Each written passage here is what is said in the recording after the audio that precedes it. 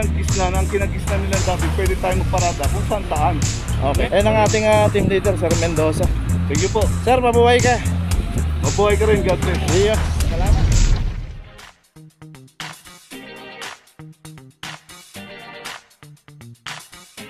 Papajo TV.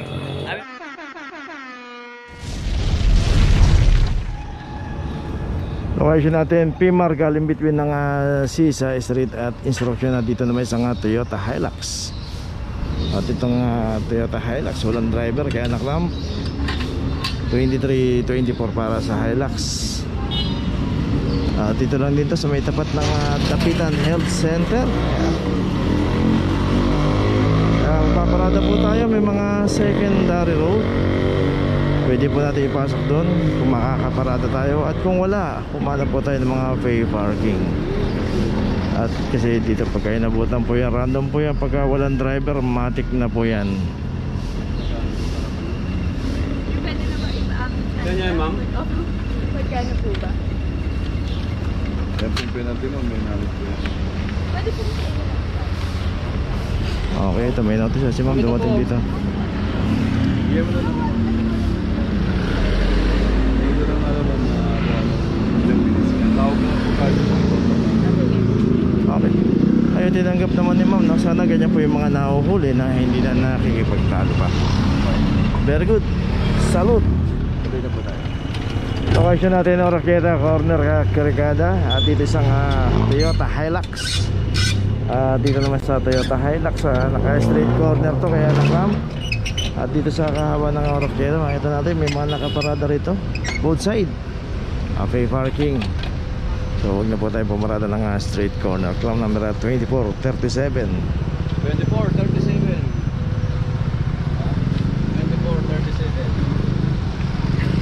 2437. Ito po 6 meters along the corner. Dapat doon po yung ating babasihan palagi para hindi tayo maklamp.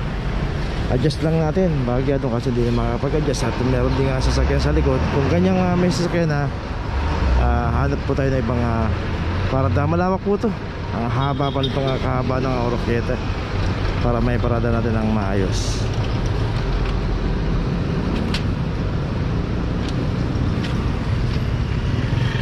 Ako itong Hilux meron ng notice. Tuloy na po tayo. Location natin San Lazaro Street Corner Roqueta. Dito may isang Toyota Fortuner. Dito yun nga yung PA. Tinawag po ng PA dito dahil hindi po nagbayad ng parking itong isang Fortuner. Kaya po kaya pag pumaparada po tayo sa mga pay parking, always magbayad lang po tayo ng parking at magpa-issue po tayo ng ticket. At yung i-issue nilang ticket, ilagay po natin dyan sa, ipit natin dyan sa wiper o kaya ilagay natin sa loob ng dashboard yung mababasa para pag inikutan po ng clamping at o kaya kinumplain ng PA. So babasihan yan yung ticket. From number 2444.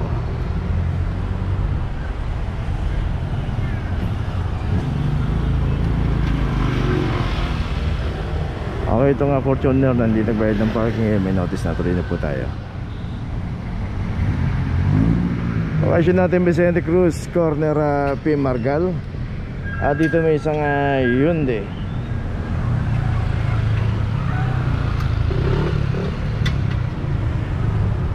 Isang Hyundai Karen. Isang naklam dito. Clam number 2409. Dito rin sa kahaba ng Vicente Cruz Mabuhay Lane. Dito kasi na po yung aabutan at walang driver. Matik na po yan.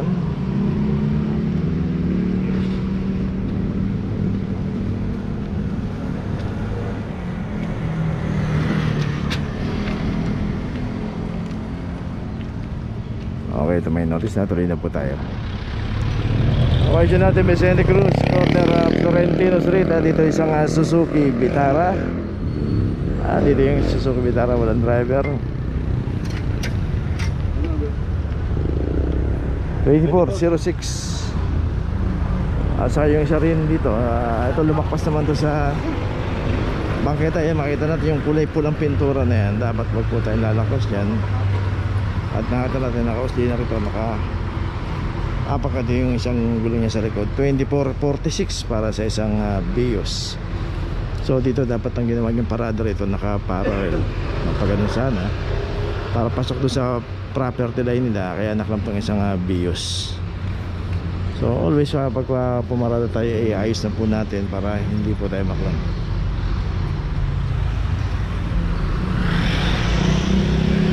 Okay, sa Suzuki Vitara meron na nga notice.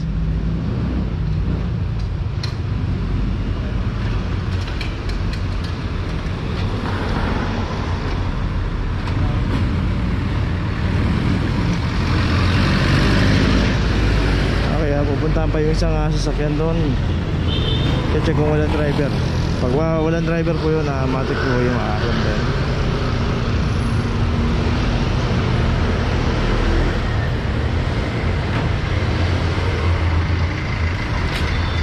Okay, may notice na yung bios. Kaya yun, chinecheck lang yung isang Honda ron. Walang driver nga.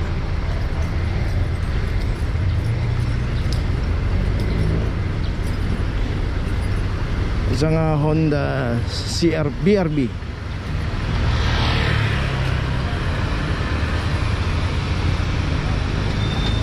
Itong Honda BRB may club na 2321. At yung jeep pero driver ayun.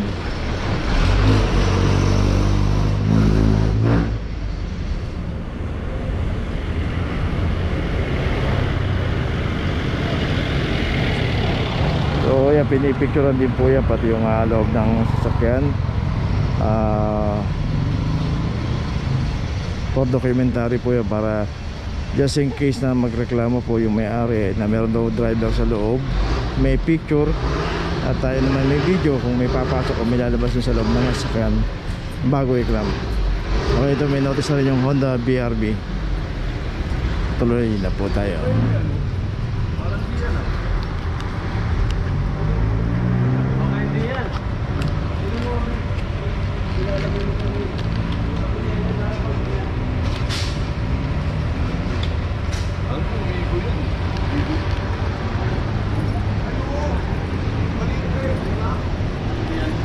Okay, itong isang Mirage, ito wala rin daw driver to. Wala rin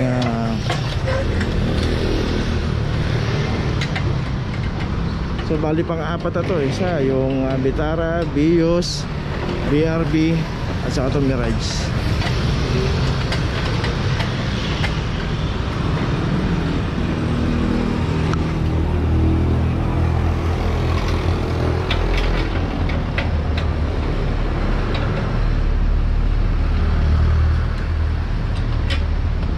So 2442 para sa Mirage.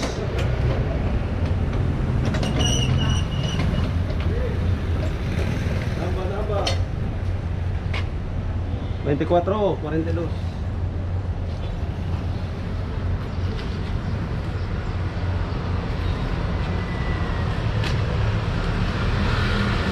Okay, ito may notice na rin. Tuloy na po tayo. Location natin Vicente Cruz. Location natin De La Puente Street, corner P. Margal. Dito naman yung isang Innova. Ito nakasampa rito sa bangketa.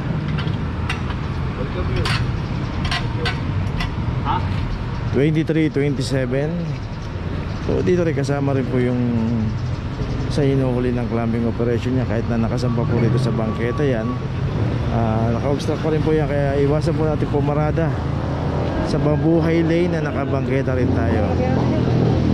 Kasama po sa issue ng clamping operation yun, yung violation na nasa bangketa, kaya iwasan po natin. May mga pay parking po rito.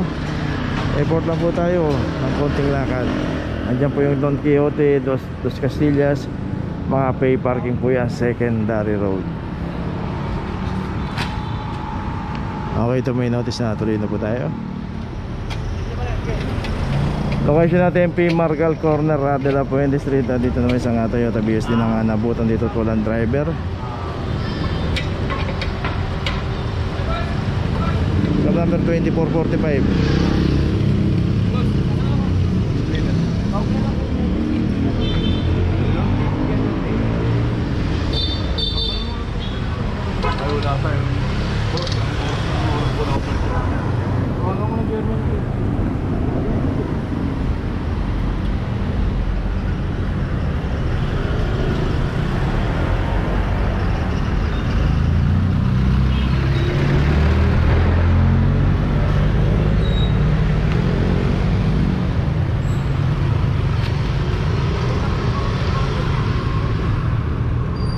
So meron daw siyang tatawagan.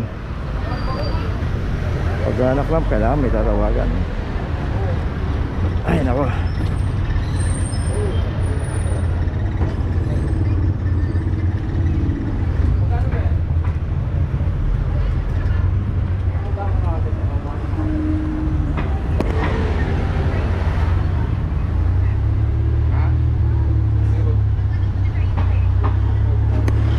Okay, tuloy na tayo.